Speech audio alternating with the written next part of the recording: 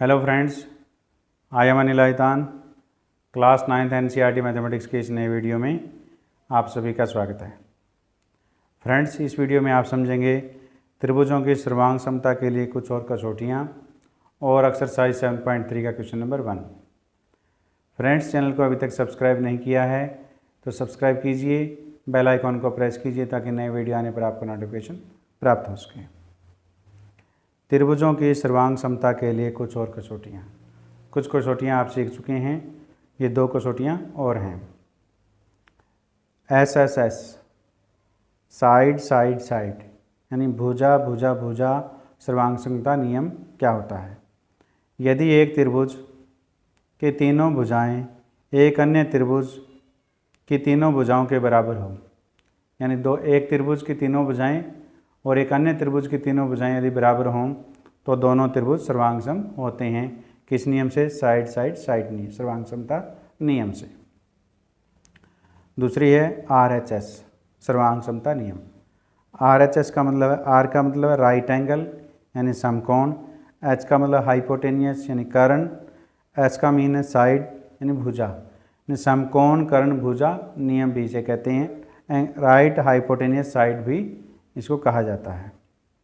तो इस नियम में क्या है? यदि दो समकोण त्रिभुज हो, उनमें एक त्रिभुज का कर्ण और एक भुजा क्रमशः दूसरी त्रिभुज के कर्ण और एक भुजा के बराबर हो तो दोनों त्रिभुज सर्वांग सम होते हैं।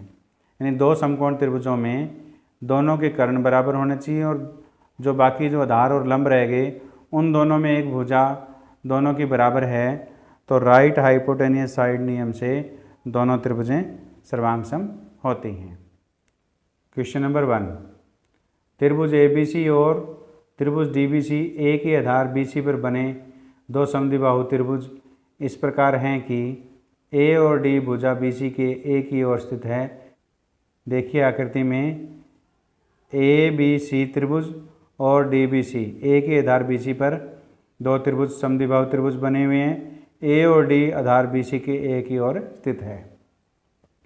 यदि AD को बढ़ाने पर BC को P पर प्रतिच्छेद करें, ये जो AD है इसको बढ़ाने पर ये BC को P पर प्रतिच्छेद करता है, तो दर्शाइए कि पहला भाग है त्रिभुज ABD सर्वांग सम है त्रिभुज ACD के, और दूसरे भाग में हमें सिद्ध करना है त्रिभुज ABP सर्वांग सम है त्रिभुज ACP के, और तीसरे भाग में AP कोण A और कोण D दोनों को समद्विभाजित करता है।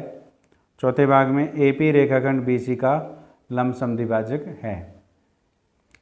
तो क्वेश्चन में क्या दिया है? दिया है दो समद्विबाहु त्रिभुज ABC और DBC का उभयनिष्ठ आधार BC है, यानी एक ही आधार पे दो त्रिभुज बनी हुई है, एक ABC बनी हुई है और एक है DBC, और दोनों त्रिभुजें क्या हैं? ये समद्विबाहु त्रिभुज है। समद्विबाहु त्रिभुज है, ये भुजा इसके बराबर है और ये भुजा इसके बराबर है, जबकि A और D आधार BC के एक ही ओर स्थित हैं। AD को बढ़ाने पर BC को P पर प्रतिच्छेद करता है। AD को बढ़ाने पर ये BC को P पर प्रतिच्छेद करता है। सिद्ध करना है, ये हमें चार भाग हैं, ये चारों भाग हमने सिद्ध करने हैं। पहले भाग को हम सिद्ध कर रहे हैं। तो पहले भाग में दो त्रिभुज हैं, एक त्रिभुज ABD और दूसरे त्रिभुज ACD, इनको हमने सर्वांग सम सिद्ध करना है। तो इन दोनों त्रिभुजों को हम ले लेते हैं। त्रिभुज ABD और त्रिभुज ACD में ABD ये त्रिभुज और ACD ये त्रिभुज, इन दोनों त्रिभुजों को हमने सर्वांग सम सिद्ध करना है। AB बराबर है AC, AB बराबर है AC, AB भुजा है वो AC के बराबर है। ये क्या है? दिया हुआ है, दिया है। और BD बराबर है CD के, ये जो BD भुजा है वो CD के बराबर है। ये भी क्या है? दिया है, क्योंकि ये जो दोनों त्रिभुज हैं ABC और DBC दोनों क्या है? समद्विबाहु त्रिभुज हैं। और AD बराबर है AD, ये दोनों में क्या है? उभयनिष्ठ है, ये जो AD भुजा है त्रिभुज ABD और त्रिभुज ACD में क्या है, उभयनिष्ठ है।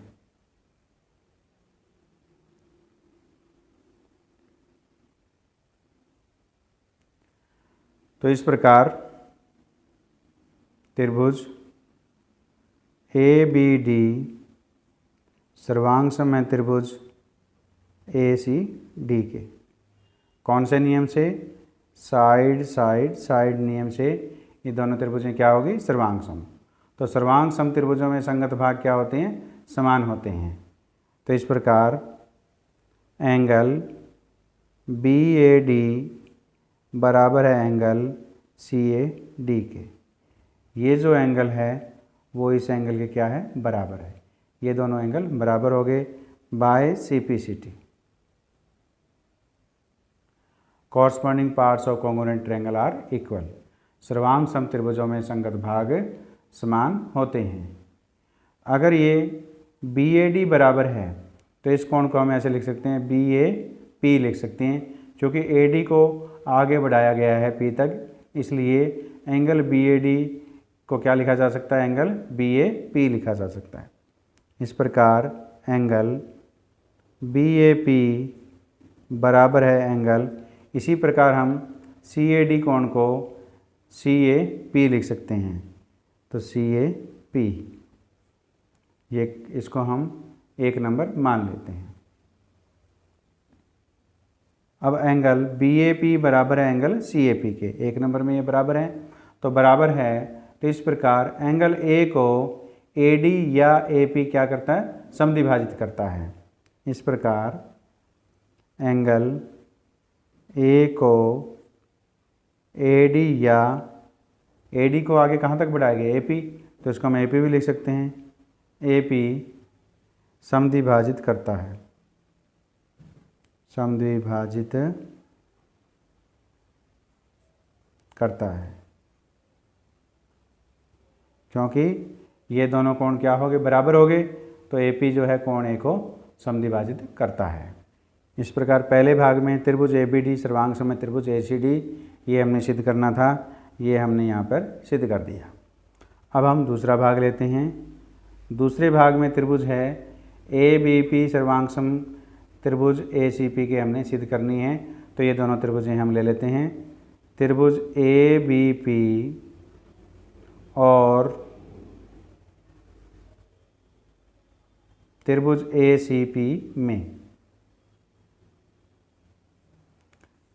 ABP और ACP ये दोनों त्रिभुज हम ले लेते हैं। तो इसमें देखिए AB बराबर है AC, ये जो बड़ी भुजा है AB AC क्या है, बराबर है। क्यों? क्योंकि ये दिया है, क्योंकि त्रिभुज ABC एक समद्विबाहु त्रिभुज है और एंगल BAP बराबर है एंगल CAP के, कहाँ से, 1 से। ये हमने 1 नंबर में सिद्ध किया है कि एंगल BAP बराबर है एंगल CAP के। एंगल BAP ये जो एंगल है, एंगल CAP, ये दोनों एंगल क्या है, बराबर है। और AP बराबर है AP के, AP बराबर है AP। AP भुजा क्या है, इन दोनों त्रिभुजों में उभयनिष्ठ है, उभयनिष्ठ, यानी ये भुजा इन दोनों में कॉमन है। तो इस प्रकार त्रिभुज ABP सर्वांगसम होगी त्रिभुज ACP के। कौन से नियम से? साइड एंगल साइड नियम से ये दोनों त्रिभुजें क्या होगी, सर्वांगसम। ये हमने सिद्ध करना था। तो इस प्रकार BP बराबर है CP, ये जो भाग है ये भुजा इस भुजा क्या है, बराबर है। BAP की भुजा BP और CAP की भुजा CP क्या है, बराबर है बाय CPCT। सर्वांगसम त्रिभुजों में संगत भाग समान होते हैं, इसको हम 2 नंबर मान लेते हैं। तीसरा भाग, तीसरे भाग में हमने सिद्ध करना है कि AP जो है कोण A और कोण D दोनों को समद्विभाजित करता है। कोण A को AD तो क्या कर रहा है, समद्विभाजित कर ही रहा है। अब हमने कोण D को AP समद्विभाजित करता है, ये हमने सिद्ध करना है। तो त्रिभुज BDP, तो हमने ये कोण इसके बराबर करना है, तो त्रिभुज BDP और CDP ले लेते हैं। BDP और त्रिभुज CDP में ये हम ले लेते हैं।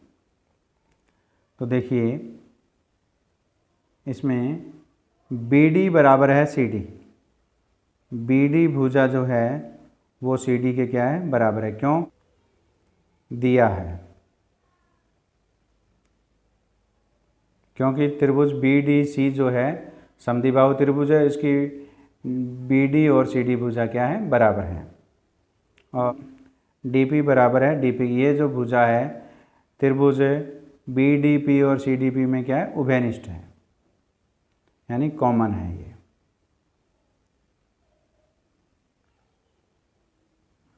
और BP बराबर है CP के, ये हमने 2 नंबर में सिद्ध किया है 2 से। इस प्रकार त्रिभुज BDP सर्वांग सम है त्रिभुज CDP के। कौन से नियम से? साइड साइड साइड नियम से ये दोनों त्रिभुजें क्या होगी, सर्वांग सम होगी। तो सर्वांग सम त्रिभुजों में संगत भाग क्या होते हैं, समान होते हैं। तो इस प्रकार एंगल BDP बराबर है एंगल CDP के। ये जो एंगल है वो इस एंगल के क्या है, बराबर है, बाय CP/CT।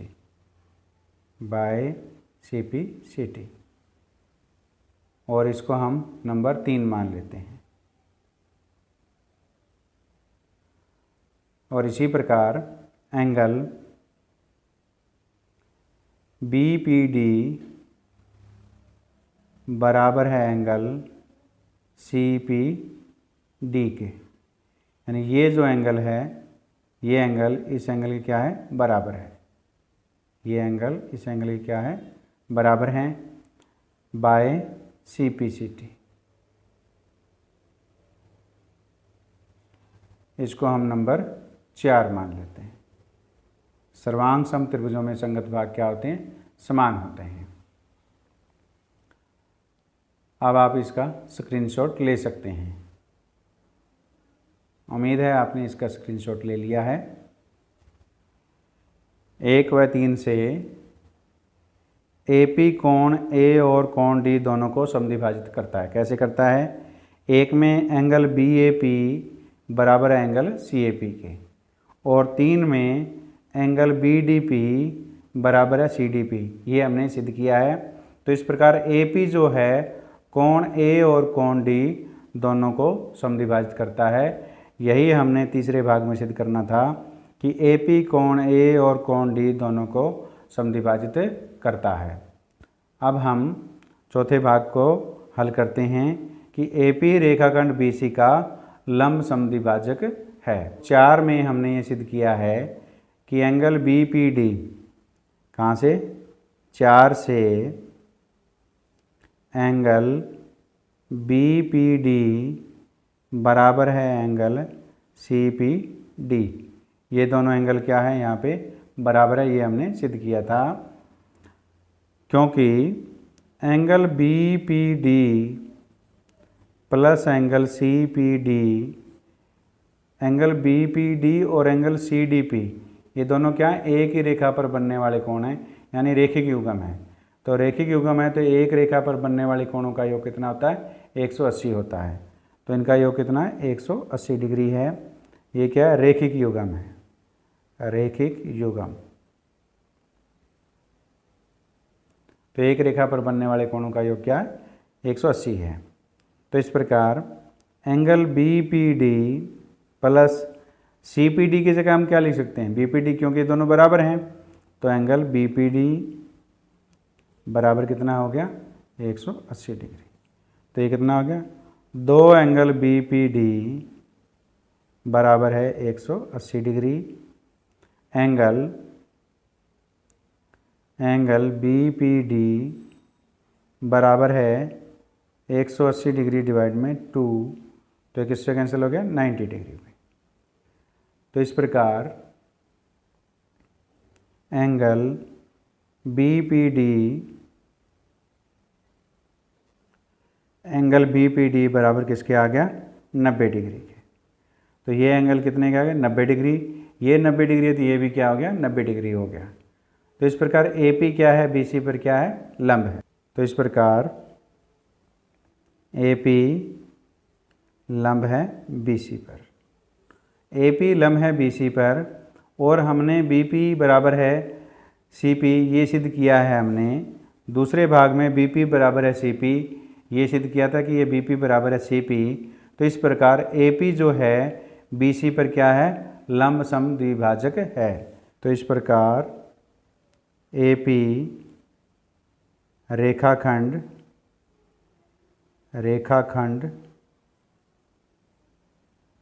बी सी का लंब समद्विभाजक है। लंब समद्विभाजक है।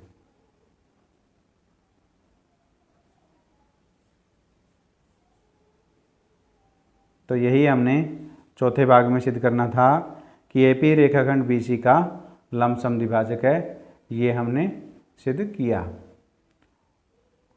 ये क्वेश्चन थोड़ा लंबा था। उम्मीद है ये क्वेश्चन आपको समझ में आया है। समझ में आया तो इस वीडियो को लाइक कीजिए, अपने दोस्तों के साथ शेयर कीजिए और चैनल को सब्सक्राइब कीजिए।